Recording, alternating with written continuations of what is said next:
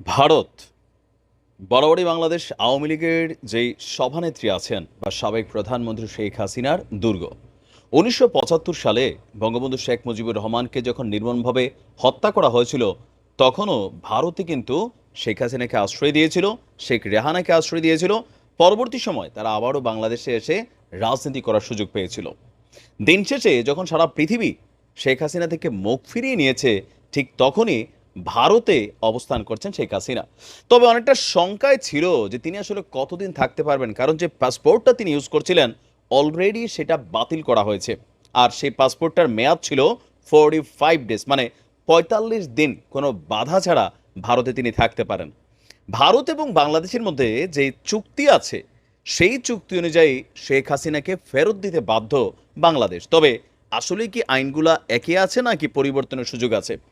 তো এই মুহূর্তে বৈষম্যবিরোধী ছাত্র আন্দোলনের যেই সকল ছেলেরা অথবা বিএনপি সহ অন্যান্য রাজনৈতিক দল ভাবছিলেন যে শেখ হাসিনাকে বাংলাদেশে এনে ভারত থেকে বিচার করা হবে অথবা মোদির সরকার শেখ হাসিনাকে ফেরত দিয়ে দিবেন, তাদের জন্য দুঃসংবাদ হচ্ছে ভারতের একটা জিনিস আছে অন্যরকম। আমি বলি, তাদের দেশের আভ্যন্তরীণ রাজনীতি যাই হোক, পররাষ্ট্রনীতিতে বা বহির্বিশ্বে তাদের মিত্র শক্তির ব্যাপারে তাদের ক্যারেক্টারটা, বিরোধী দল সরকারি দল সবাই কিন্তু একটা ক্যারেক্টার।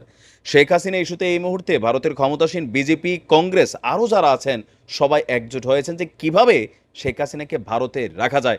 আসুন দেখি। কলকাতার গণমাধ্যমটা বলছে যে শেখ হাসিনা নিজে না চাইলে তাকে অন্য কোনো দেশে পাঠিয়ে দেওয়ার পরিকল্পনা নেই ভারত সরকারের।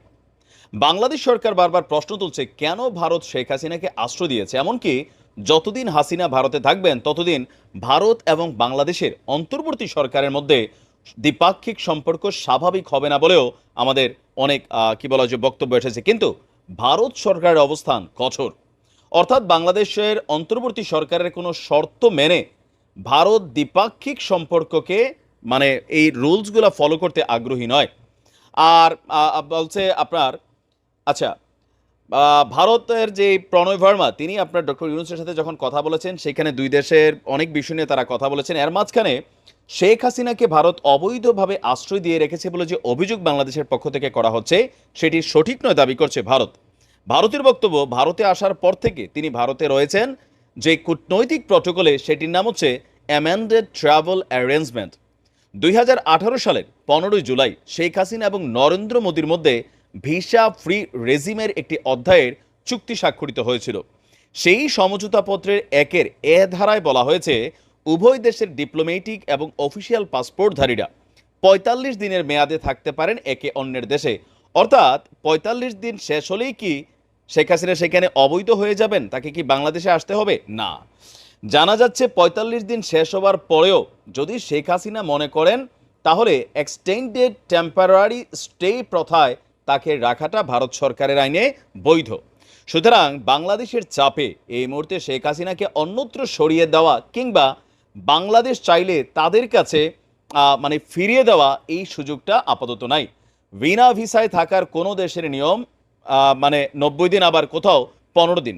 ডিপ্লোম্যাটিক পাসপোর্ট সংক্রান্ত যেই নিয়মটা আছে, সেই অনুযায়ী বাংলাদেশ এবং ভারতের ক্ষেত্রে ৪৫ দিন।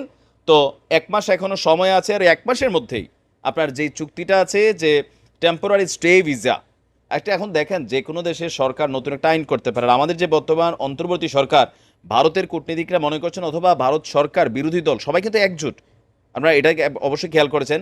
তো তারা চাচ্ছে যে শেখ হাসিনা সেখানে থাকুক। তো এইটা আসলে কখনোই সম্ভব না যে ভারত থেকে ভারত সরকার শেখ হাসিনাকে ফিরিয়ে দিবেন। আর পলিটিক্যালি যুক্তরাজ্যে তারেক রহমান দীর্ঘদিন ছিলেন, বাংলাদেশ যথেষ্ট চেষ্টা করছে, কিন্তু এটা সম্ভব হয় নাই। তবে ভারত থেকে সম্ভবত বঙ্গবন্ধুর একজন খুনিকে দেশে এনে শাস্তি দিয়েছিল, সেইটা এক হিসাব, বাট শেখ হাসিনার হিসাবটা আলাদা। তো আপাতত আওয়ামী লীগের যারা নেতাকর্মীরা আছেন নিশ্চিন্তে থাকুন।